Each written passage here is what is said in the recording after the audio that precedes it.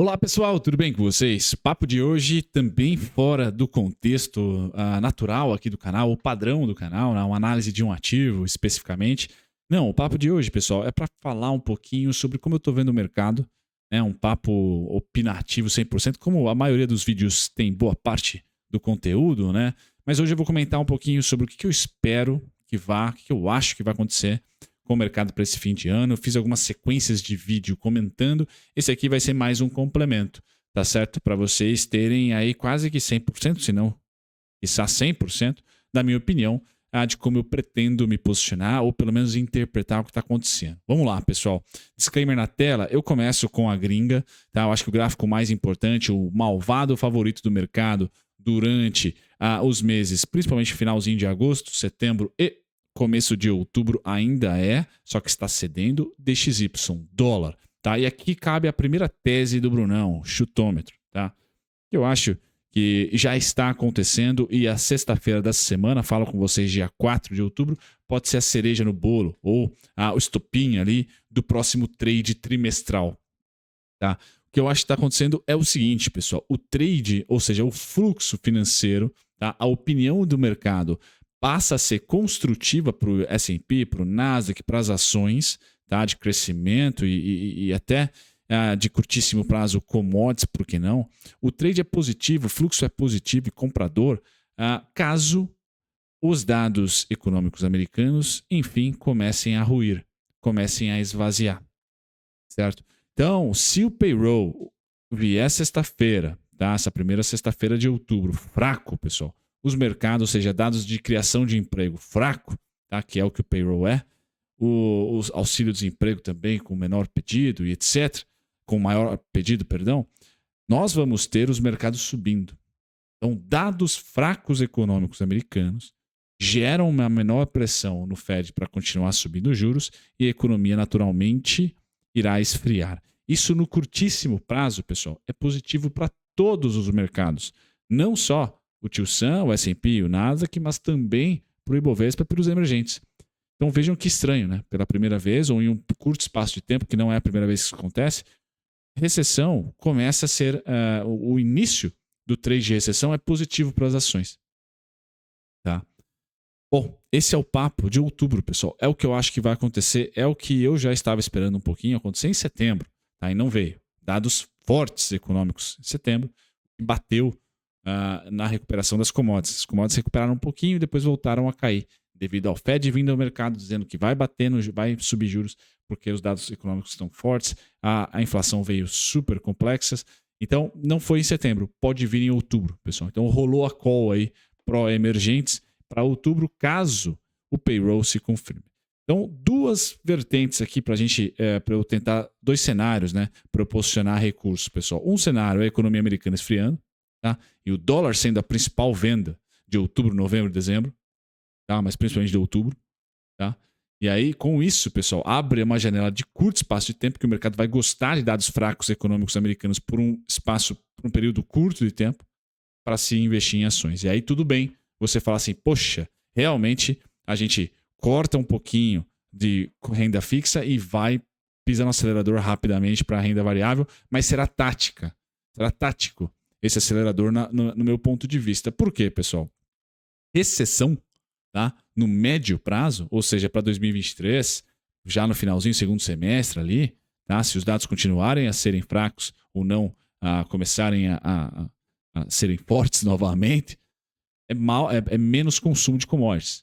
Tá? Então a gente pode ter em outubro um mercado totalmente feliz, tá? Em todas as classes de ativo de risco, tá? Porque as curvas de juros estão fechando, o dólar está perdendo força e as commodities tendem a subir em recuperação a setembro e a agosto.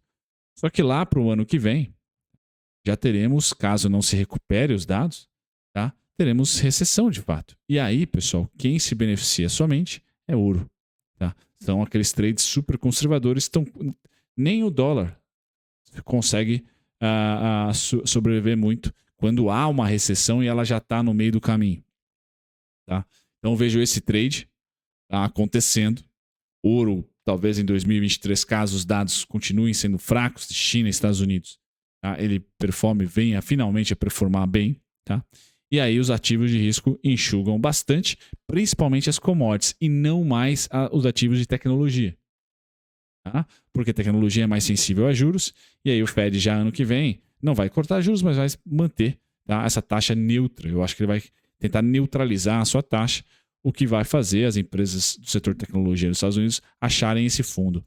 Então, para o curtíssimo prazo, um boom, mais um boom, tá? Caso os dados americanos vierem fracos. Tá?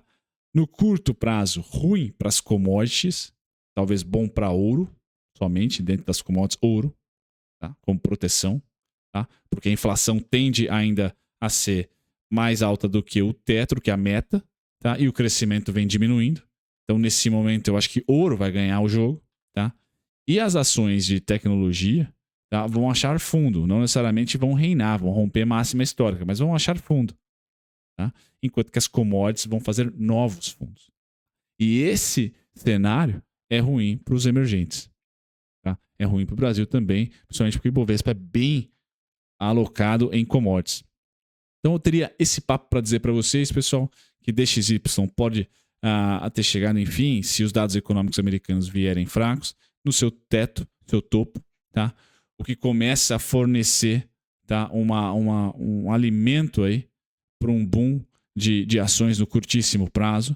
Só que aí a gente vai ficar dependente não mais de crescimento fraco, mas sim de crescimento pelo menos estabilizando no ano que vem. E se isso não acontecer e a inflação não for rapidamente para a meta, tá, a gente vai ter um período ainda de inflação resiliente e crescimento diminuindo. E isso só ouro, na minha opinião, sobrevive. Tá? E a gente pode ter fundo em algumas ações de tecnologia, porque o juros já não vai mais subir. Tá? Principalmente se a inflação ceder, mas não tanto quanto está cedendo o crescimento. Tá? Acho que essa é a dinâmica do ano que vem. A inflação até cede, mas o crescimento vai ceder mais. E aí a gente tem aí o ouro como interessante, já que ele não foi nada interessante esse ano. Tá? E os juros, enfim, voltando para a neutralidade, saindo do contracionismo no segundo semestre do ano que vem. Então é muito delicado eu imaginar para o médio prazo um cenário bom para as commodities. Tá? Agora, para o curtíssimo e curto, interessante no curtíssimo para as commodities, tá? No curto menos, no curtíssimo interessante para as empresas de tecnologia, no curto ainda também interessante para as empresas de tecnologia, mas no médio muito ruim para as commodities, no meu ponto de vista, tá? E médio ou neutro para as empresas de tecnologia, tá? Porque os juros já devem estar próximos aí do seu pico, principalmente nos Estados Unidos. Beleza, pessoal? Então esse é o panorama mais gringo, mas também que repercute aqui para a gente. Quando eu vou para o cenário de commodities, por exemplo, o que eu imagino? Uma estabilidade. Esse é o preço do petróleo. Tá? Uma estabilidade aonde, pessoal? Entre 111 dólares e 63 centavos e o preço atual. Tá? E o preço atual. Tá? Aqui a OPEP já falou que vai cortar produção, então cada vez estamos mais próximos do piso do petróleo, mas o teto já foi feito. Na minha opinião, do 123 aqui ao 132 não passa. Tá? Então por isso que eu estou colocando para vocês 111. Esse trade aqui é muito positivo para os emergentes no curtíssimo, caso venha acontecer. Tá? Caso venha acontecer, vai ser muito interessante, porque o petróleo provavelmente vai subir e o dólar vai cair, o DXY. E aí nós teremos um evento bem bacana para os emergentes, muito fluxo vindo para o emergente. É o trade da inflação cedendo menos ou nem cedendo, tá? Mas o crescimento cedendo. Tá? Só que no médio prazo, como o crescimento está cedendo, a inflação também vai ceder, a demanda vai ceder. Então, no médio prazo não é muito interessante. No curtíssimo, pessoal, só quero posicionar que sim, podemos ter um boom mês ou trimestral, assim como foi ano passado. Tá? Assim como foi ano passado. Só que ano passado só nós tínhamos juros altos. Agora todo mundo tem juros altos para 2023, ou pelo menos subindo. E isso traz um pouco mais de cautela, dizendo que, opa, o teto foi feito.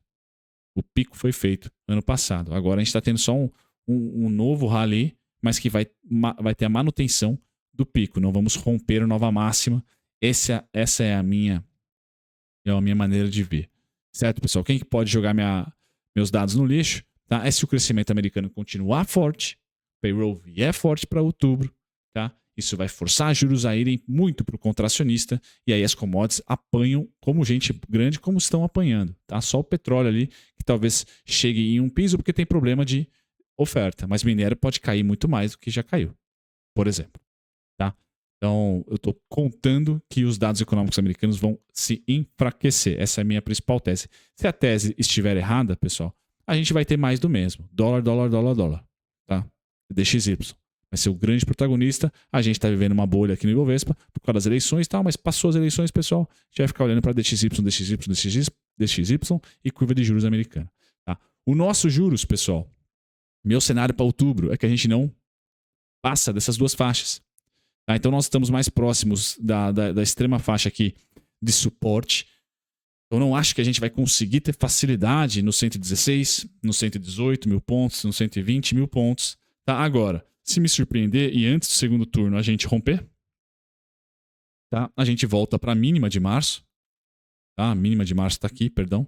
Mínima da PEC dos precatórios. E aí a gente está falando de 122, acima de 120. Tá? 124.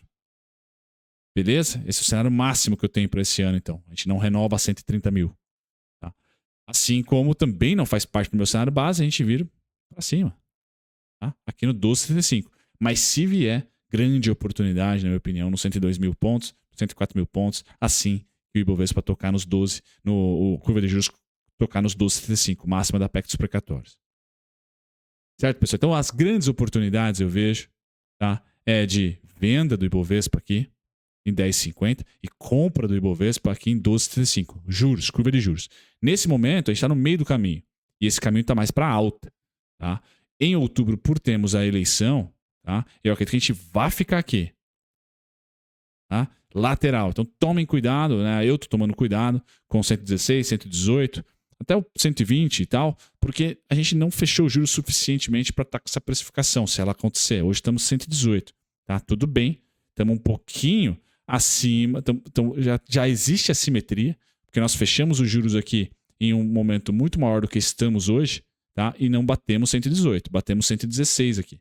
Agora estamos 118 e ainda não fechamos os juros. Então a assimetria começa a ficar mais para a parte vendedora do que compradora. Mas como nós tivemos o primeiro turno, aquela coisa toda, tá? É a volatilidade, é a oportunidade que está sendo gerada, pessoal. Então olhem para o home broker, não fiquem com aquela FOMO, né? Medo de perder a próxima oportunidade, porque ela, na minha opinião, ainda está sendo forjada. Tá? Essa oportunidade está nos extremos aqui. Ó. Tá? A gente não merece ter um risco fiscal maior do que 12,75, uma curva de juros maior, tampouco ainda fecharmos abaixo dos 10,50. Certo? A gente vai ficar nesses extremos aí, por enquanto estamos no meio do caminho. É isso que eu quero comentar com vocês, curva de juros. Estatisticamente, pessoal, o vídeo aqui está ficando com 13 minutos. Temos chão para andar para cima. Tá? O market breadth foi para sobrevenda, tá? Pelo menos na média de 20. Agora eu espero todas as médias aqui, ou pelo menos a de 50 laranja e a de 20 azul, atingirem o 80%. Por enquanto não. Tá? Então tá com cara que a gente vai ficar aqui no 118, talvez até romper acima do 118. Para terminar, pessoal, esse é o gráfico do Ibovespa, que eu acredito ter manutenção. Tá? Então a máxima eu acho que foi feita e merece ter manutenção, pelo menos na minha ótica. Tá? E a mínima, tá? Como era alvo nosso, 96 mil pontos, eu tenho também o 92, o 93. Por detalhe, tá? Por detalhe. Tá? Onde eu acho que o Ibovespa vai arrumar, certo? Com esse trade de recessão sendo positivo, porque a curva de juros americana cede e o dólar também cede. Aqui, ó. No curtíssimo prazo, no 120 até o 124. Tá? Então, tem caminho livre nesse momento, tá? Para arrumar até o 123.500, 124.510, tá?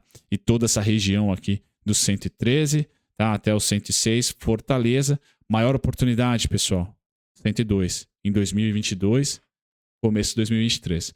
E eu vejo maior oportunidade de venda, 124.510, 123.500, tá? Vai me surpreender se a gente vier para o 128, tá? E se rompermos máxima, eu errei totalmente, tá? O caranguejo durou um ano. Tá? Eu tô achando que vai durar 1 ano e meio. Né? O caranguejo, eu falei para vocês que começou lá em julho. Tá? Pois bem, março, julho, tá? Aí viemos para o PEC precatório de dezembro, tivemos aqui março de novo, tá? Julho, Tá? E agora estamos aqui. É um caranguejão. Máxima, tá? E mínima. Tá? Não acho que a gente vai romper nem máxima, nem mínima esse ano.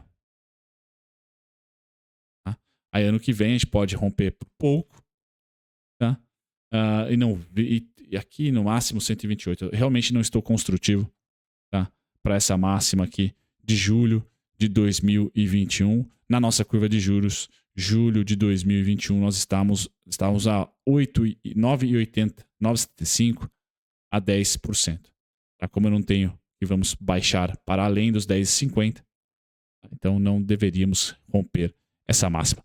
Certo, pessoal? Esse, então, é um pouquinho da minha ótica. Estou tentando trazer bastante vídeo que não é de análise específica de um ativo, para colocar para vocês o que eu estou pensando sobre o mercado. Né? O que eu estou pensando sobre o mercado? Acho que o dinheiro grosso, a oportunidade grossa ainda não foi cristalizada, tá? Mas sim, é um curtíssimo prazo ali, um movimento de estrondoso de volatilidade, só em um dia subindo 5%.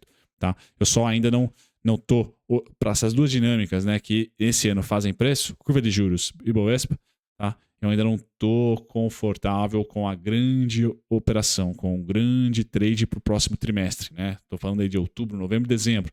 Tá? Tá se formando ainda. Tá se formando. O primeiro sinal, vou perder um pouquinho de dinheiro, mas vou ter mais certeza, é dados americanos virem fortes. Certo? Grande abraço, pessoal. Até o próximo vídeo. Tchau, tchau.